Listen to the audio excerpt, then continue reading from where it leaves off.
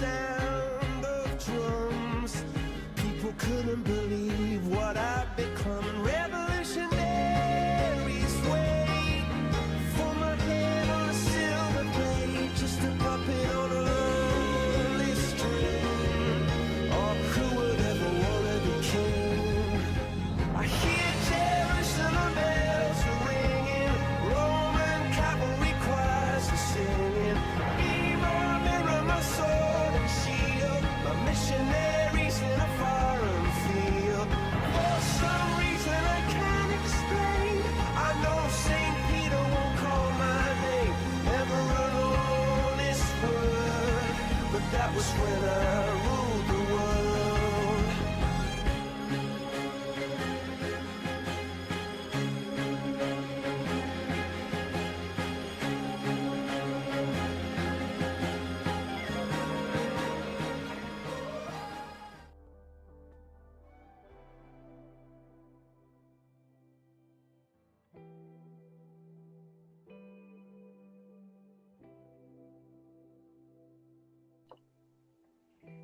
Saludos, queridos amigos seguidores de mi canal de YouTube. Bienvenidos también a Radio Mairena, emisora municipal de radio de Mairena del Alcor, 107.4 de la FM, desde donde también y por streaming se va a transmitir este programa, este podcast. Hoy tenemos con nosotros en segunda vez aquí en este canal a una persona que estaba y está muy preocupado por lo que pasaba y por lo que sigue pasando en la manga del Mar Menor en Murcia. Francisco Otero, ¿qué tal? Muchas gracias por estar aquí y bienvenido. Hola, gracias por la invitación. Pues sí, aquí estamos, peleando con políticos y con gente que no parece que tenga intenciones de arreglar nada. Bueno, vamos a ir entrando en materia porque Francisco Otero es divulgador medioambientalista, experto en contaminación de aguas. Pero vamos a iniciar como punto de partida, que es lo que va a ir dando sentido al programa de hoy, en el accidente que tuvo lugar en Japón, en Fukushima, el accidente nuclear de Fukushima, allá por el 11 de marzo del 2011, a eso de las 14:46, y después de un terremoto de magnitud 9 en la escala sismológica Richter, que además provocó un tsunami en la costa nordeste de Japón, afectó mucho a esta planta nuclear japonesa, que estaba operada por la Tokyo Electric Power Company y que contenía 6 reactores de agua en ebullición construidos entre el año 71 y el año 79. Además del muerto que se declaró oficialmente, solo hubo una víctima mortal que murió de cáncer en el 2018, pero hubo muchísimas consecuencias medioambientales, entre ellas el agua, ¿no, Francisco? Sí, el agua que se utilizó viene a ser agua de mar, se utilizó para enfriar esas lavas del reactor accidentado para poder ir bajando poco a poco la temperatura. Pero claro, tenía un problema, aunque lo tengan encapsulado, aunque lo tengan aislado, este agua, al entrar en contacto con esa lava del núcleo del reactor fundido, debido a este accidente y por falta de refrigeración, este agua se contamina y se contamina con radioactividad. Bien, entonces el gobierno japonés en aquel entonces pues contrató a la empresa francesa Veolia, que fue la que se encargó a lo largo de todos estos años de que fue el accidente, de ir filtrando y depurando ese agua que se utilizaba para la refrigeración. Pero claro, la han tenido que acumular en enormes tanques. Se creen que hay más de 1000 tanques acumulando más de 1 millón de toneladas de aguas contaminadas con radioactividad, y esas aguas pues se han ido tratando con un filtrado doble de osmosis, es decir, una alta filtración con osmosis que retira tanto las sales, el sodio, los minerales, como los elementos radioactivos que se quedan atrapados en la membrana de la osmosis, ¿no? ¿Qué es lo que hay hasta el día de hoy? Precisamente para depurar aguas. Pero que, claro, las membranas no diferencian entre un elemento radioactivo en concreto que se llama el tritio. El tritio es H3, es hidrógeno combinado en 3 moléculas, dos electrones y un... Entonces, vamos a ver, lo que hace la filtración no diferencia el hidrógeno del hidrógeno del agua. Entonces ese tritio se vuelve otra vez a acumular en esos tanques, junto con el agua contaminada. El tritio es un elemento natural en la naturaleza, pero al estar reactivado tiene una vida de 12,33 años de radioactividad.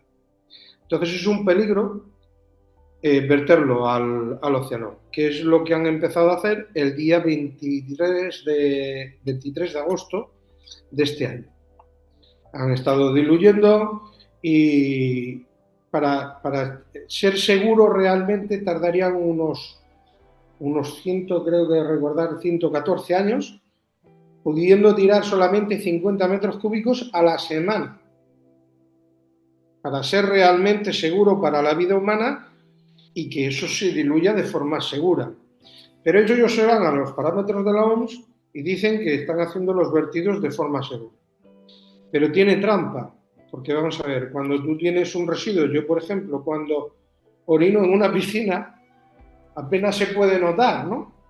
Pero por acumulación al final, eso se ve. Si yo estoy todo el día, todos los días, durante meses y durante 11 o 12 años, que es lo que tienen ellos previsto, estar vertiendo el agua diluida, con este tritio, al final eso se bioacumula en el ecosistema.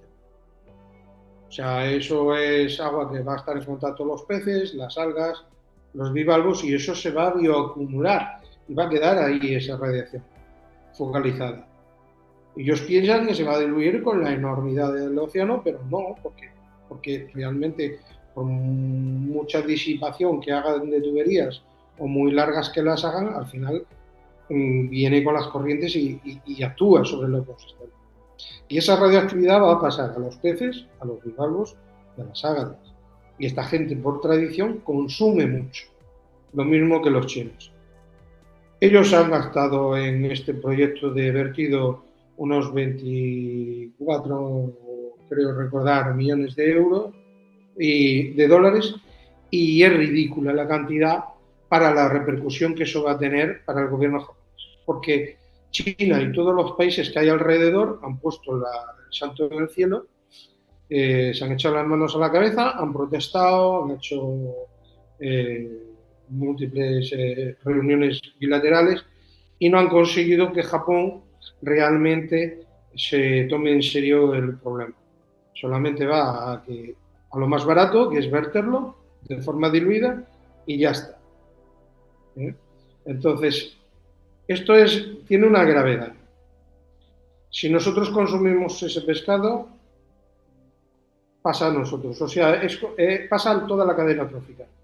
Nosotros lo consumimos, o los japoneses de esa zona lo consumen. Por eso los chinos dicen, yo ya no te compro más pescado, no te compro más bivalvos, y al final lo barato a Japón le va a salir caro, por no hacer las cosas bien.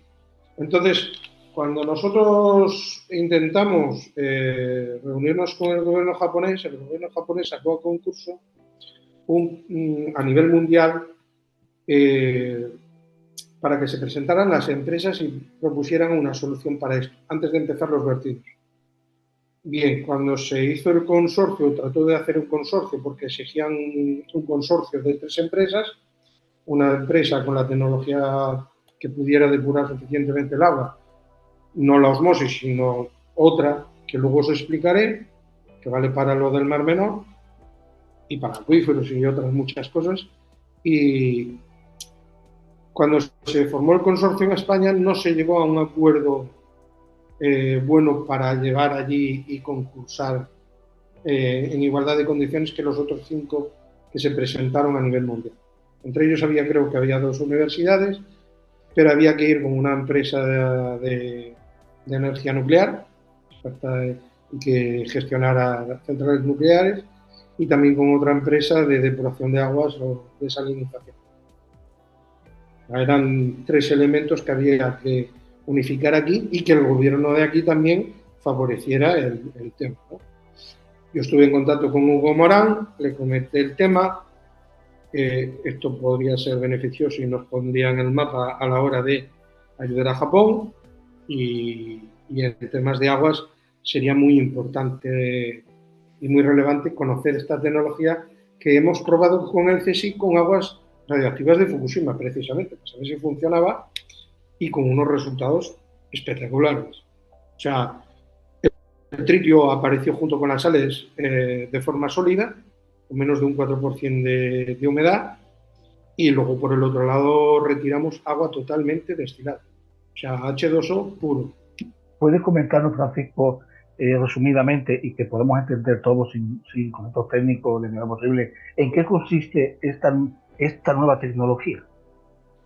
Bien, esta nueva tecnología se tomó de una idea, se tomó de algo que ya funcionaba en los barcos antiguamente, que se aprovechaba la calor de los motores para evaporar agua y producir agua destilada, a la que luego se le añadiría una pastilla en los tanques y ese agua se podría utilizar pues, para cocinar, incluso para beber y demás. Porque realmente el agua destilada para el humano es tóxica. Si la tomamos así de forma... Podemos tomarla, no pasa nada, pero en grandes cantidades sería tóxica. Entonces, ¿qué se ideó? Se mejoró el sistema utilizando una cámara hiperbárica. Para que sepa la gente y entienda, una cámara hiperbárica es una cámara donde o se hace el vacío o se aumenta la presión. Lo utilizan mucho los buceadores, en los hospitales también para hacer cambios de presión, de estar buceando, por ejemplo, a 40 metros, pues tienes que hacer descompresiones porque si no el hidrógeno que has acumulado en el cuerpo, pues los gases se te volverían tóxicos. Te podrías morir. Entonces se hace un proceso así para recuperar. La cámara hiperbárica que utiliza esta tecnología es altísima presión. O sea, los componentes aguantan unas presiones altísimas. Y luego lo que hace es precalentar el fluido a 60 grados y nosotros sabremos que el agua evapora a 100 grados, ¿no? Todos sabemos que evapora a 100 grados. ¿Qué conseguimos metiéndola en una atmósfera de altísima presión y con unos retroalimentadores de temperatura? Aprovechando el vapor, nosotros lo introducimos con unos inyectores acelerándolo a una velocidad superior a la del sonido y favorecemos esa vaporización instantánea. Al vaporizar el agua instantáneamente, todo el sólido cae por su propio peso, dentro de la cámara recircula porque ahí se abren unas válvulas a cierta temperatura y hay una bomba que la retroalimenta, con lo cual conseguimos aumentar el calor dentro de forma instantánea y en pocas horas podemos alcanzar temperaturas de hasta 365 grados, con lo cual podemos eliminar incluso bacterias, virus, cualquier tipo de partícula que contenga el agua queda de forma sólida retirada en el fondo de la cámara hiperbárica. Luego un sistema de tornillo retira esas sales hacia afuera de la cámara. Cuando llega a una temperatura de trabajo óptima, lo que hace es abrir una válvula y pasa a un intercambiador de calor. El mismo intercambiador de calor que precalienta el fluido hace de calefactor para el agua y funciona con energía renovable, con tubos cerámicos de energía solar, pues eso se vuelve a retroalimentar y se enfría el agua a partir de ciertas horas de trabajo. Es como una olla express, de las más modernas que hay, pero digamos que hemos adelantado esa misma tecnología como 20 años. La misma capacidad de vaporización que una olla express de las más modernas que podamos tener en casa, pero en un entorno muy controlado. Claro está que a esas altas temperaturas el agua al vaporizarse hay productos que se vuelven tóxicos y que son corrosivos. ¿Cómo se evita eso, la corrosión de los elementos de la máquina? Pues está toda revestida con un polímero especial. De ahí que la máquina pues tenga un valor casi la mitad más caro que una máquina de osmosis, dentro de lo que hablamos del mismo tamaño. Lo que pasa luego las capacidades de procesar agua de mar y convertirla en agua dulce son mucho mayores. O sea, una máquina de osmosis de las mismas características podría estar procesando 400 o 600 metros cúbicos al día y esta alcanza 1800 metros cúbicos al día. Con lo cual podríamos resolver de un plumazo el tema de sequía, por lo menos en las cuencas bajas, en todo lo que son las zonas costeras, poblaciones pero con comunidades enteras, como Murcia. Yo os voy a poner un ejemplo en Murcia. Hay una desaladora en Escombreras que costó 600 millones de euros, la construyó Dragados y la gestiona una empresa del grupo Dragados y está produciendo unos 80.000 metros cúbicos al año, con el consiguiente gasto de los filtros de osmosis que se van colmatando y van perdiendo eficacia porque van reteniendo las sales y llega un momento que cada vez produces más salmuera. O sea, para producir un metro cúbico de agua dulce necesitas 3 metros cúbicos de agua de mar, pero de los cuales tú luego vas a verter una salmuera que es un contaminante y que afecta al ecosistema marino, que son 2 metros cúbicos que estás tirando. Todo eso conlleva bombeos, tanto hacia tierra como luego hacia el mar. Conlleva también el gasto de los filtros, conlleva también el gasto de unos químicos, porque es necesario quitar y retirar el bromo del agua, porque ese agua no vale para consumo humano. Mucha gente piensa que, no, nosotros consumimos de las desaladoras de mar, sí, pero es que ese agua está tratada con químicos para poder utilizarla en consumo humano, pero aún así hay que hervirla, aún así hay que tratarla, hay que esterilizarla y demás. Igual que el agua que recibimos de cualquier río, de cualquier canal en España. Bien, la comparativa de esta desaladora con respecto a esta tecnología a día de hoy, haciendo la misma inversión, es que llegaríamos a poder producir con la misma inversión 1.080.000 metros cúbicos al día. O sea, pasaríamos de producir 80.000 metros cúbicos con esa inversión antigua que se hizo en Escombreras de 600 millones de euros, pasaríamos a producir al año, eran 394 hectómetros cúbicos. Hectómetros, Cada hectómetro es 1.000.000 de metros cúbicos. O sea, lo que produce la otra en todo el año, que son 80.000 metros cúbicos, lo superaremos en 1.000.000 en un solo día del año. Si multiplicamos por 365, las cuentas de la abuela. Sí, Javier, no te puedo escuchar.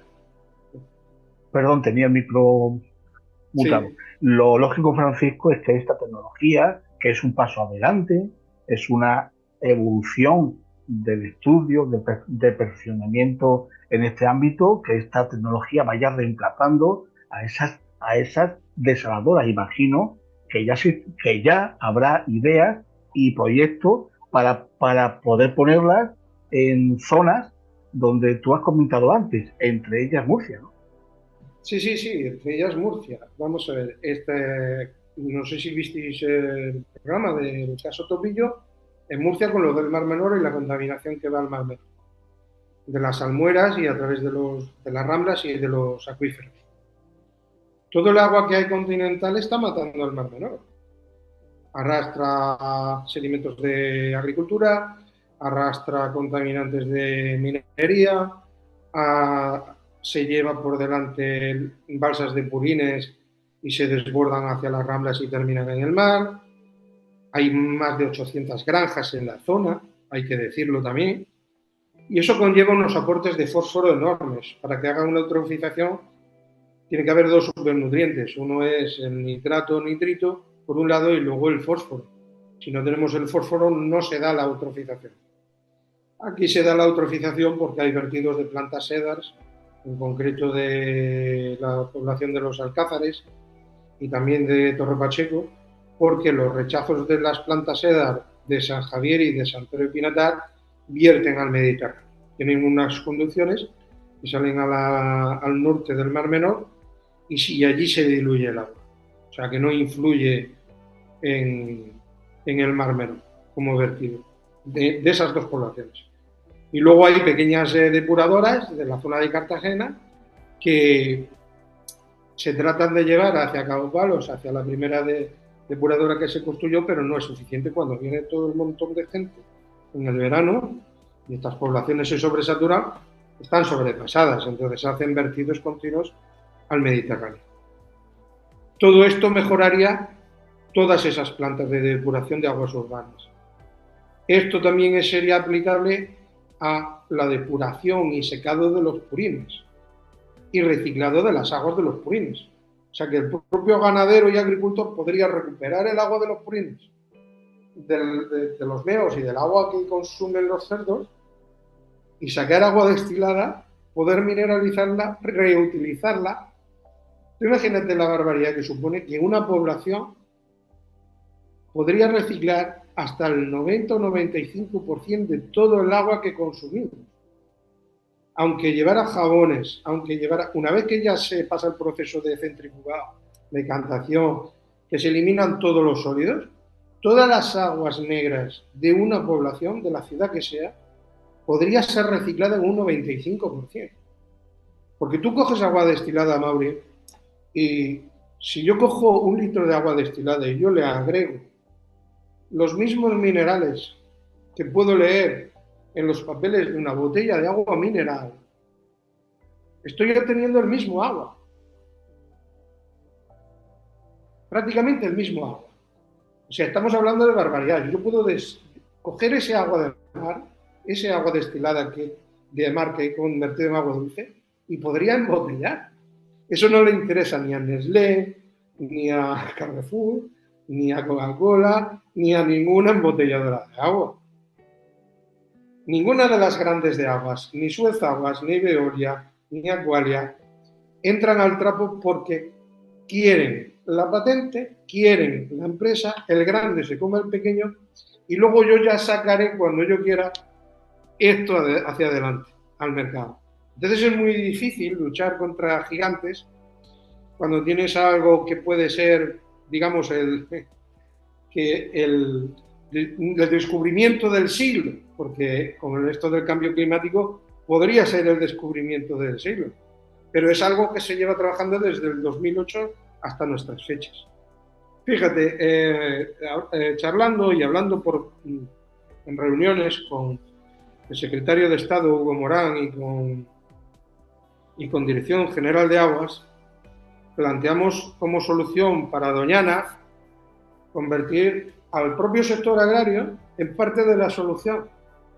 O sea, en beneficio de todos, el propio sector agrario seguiría con su actividad. Regando, produciendo fresas y utilizando agua toda cuanta quisieran y más. Pero llegando a un acuerdo que sería el siguiente, que sería con la Confederación de allí, con Dirección de Aguas de Andalucía y también con el mítico, con el gobierno. Pero como son de distintos partidos, distintas confluencias ideológicas y chocan, pues muchas veces cuando llegamos a los problemas van a llegar tarde, le van a aplicar una solución mal y no van a solucionar nada, como está pasando con el Mar Menor. Doñana podría estar anegada de agua a día de hoy, porque esto fue hablado en el año 2020. El planteamiento de construir una desaladora en costa, cerca de Doñana, bombear agua para todo el sector agrario que rodea el parque, para que ellos dejen de extraer aguas de los acuíferos, porque eso es un punto clave tanto para las tablas de Daimiel como para el parque de Doñana. Es muy importante el nivel freático del agua, porque mi compañero Pepe Cantó Romera ya tuvo una intervención en la Unión Europea al respecto, y vinieron inspectores de la Unión Europea y al gobierno español, que hacía ocultaciones con respecto a esta información técnica de los amigos del parque de Doñana, y al gobierno español le cayeron 300 millones de multa tras esa intervención y esa visita que hicieron los técnicos de la Unión Europea. Claro, si tú denuncias un problema, tratas de ponerle solución encima de la mesa a los políticos escuchan y dicen, madre mía, qué maravilla, ¿no? Tal, pues vamos a ver, vamos a trabajar, pero luego al cabo de los meses se callan y empiezan con el negocio del problema a inyectar dinero a grupos ecologistas, para callar a unos, para callar a otros, y no solucionamos el problema. Y aquí el problema de base y de fondo es el agua siempre. Tanto la que transporta los contaminantes como la que falta en sitios donde hay sequía, como es el caso de Doñana, y así estamos con todos ellos. Sí, yo creo, Francisco, que mientras, refiriéndonos ahora al elemento protagonista de esta entrevista que estamos haciendo, yo sinceramente pienso que mientras el agua siga siendo un negocio, el agua seguirá siendo un problema. Es que lo han dejado convertir. El agua pertenecía al pueblo y daba igual quién gobernara o si hubiese guerras o no. Si nos vamos a la historia antes incluso de los reyes católicos, o incluso los reyes católicos respetaban la distribución del agua en la propia península contra sus propios enemigos, a los que estaban echando de la península. O sea, el agua no se la negaban en ningún momento, se respetaba eso como un bien y un derecho humano. Y es lo que hay que conseguir, que sea un derecho y un bien humano, no un negocio como lo han sacado a bolsa hace poco y lo han convertido en un negocio en bolsa. En España, tristemente, y no nos hemos movilizado los españoles, se ha ido dejando hacer pozos y que grandes empresas se fueran haciendo dueñas de muchos de los acuíferos de aguas de calidades que eran de todos los españoles. Y ahora nos venden el botellín de agua o el litro de agua o la garrafa de agua a 0,50, a 0,80, a 1,50, y es una barbaridad, es una estafa. Porque si lo multiplicas por un metro cúbico, tiene un coste que es abismal. Y es agua buena, la que podíamos ir a buscar con la jarra a cualquier fuente. Se ha perdido eso de las fuentes en los pueblos. Había fuentes hasta en las ciudades, fueron desapareciendo. O muchas de ellas se les coloca la etiqueta agua no potable, cuando es mejor incluso que la que te bebes embotellada. Y todo eso se ha perdido, se ha entregado. El único sitio que queda en España donde el agua es del pueblo y si la administra la administración pública es en Madrid. Es en Madrid. Es el único agua que le queda a los españoles que sea pública. El resto está todo privatizado. O en manos de Aquamed, de Acualia, de aguas del Mediterráneo, de Mesa. Toda está privatizada. A mí, Francisco, hay algo que me sorprende mucho y te lo voy a comentar ahora que nadie nos está escuchando. Sí. Pero estamos padeciendo una enorme sequía que todavía no ha llegado a los extremos del año 95, de ese ciclo del año 95, todavía no lo hemos superado, pero una gran sequía, ahorros de agua, pero para las botellas de agua envasadas, para eso nunca hay sequía. Es curioso. Nunca. Es curioso. Nunca hay.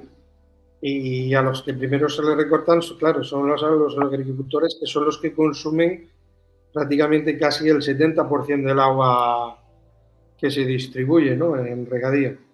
Y curiosamente, las zonas donde más sequía hay y con más calor y más desertificación son las que más tierras de regadío intenso hay ahora mismo, lo cual es un poco incongruente, pero es por el tema del sol, es por el tema de que son zonas mucho más fértiles que otras quizás del medio de la península o del norte de la península.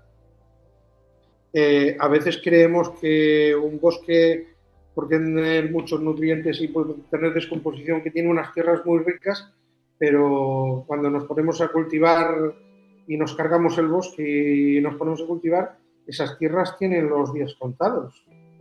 Su fertilidad tiene una duración de 2 o 3 años, con lo cual la agricultura también está un poco equivocada en el sentido de que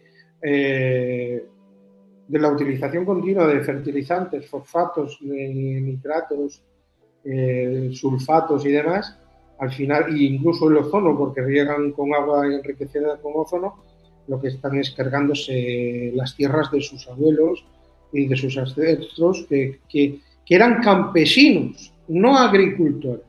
Entonces tenemos que volver al campesinado de antes, que cuidaba y mimaba las tierras, las retroalimentaba con vegetación, de la limpieza de montes, había menos incendios, y ahora no se permite todo eso, y es una pena.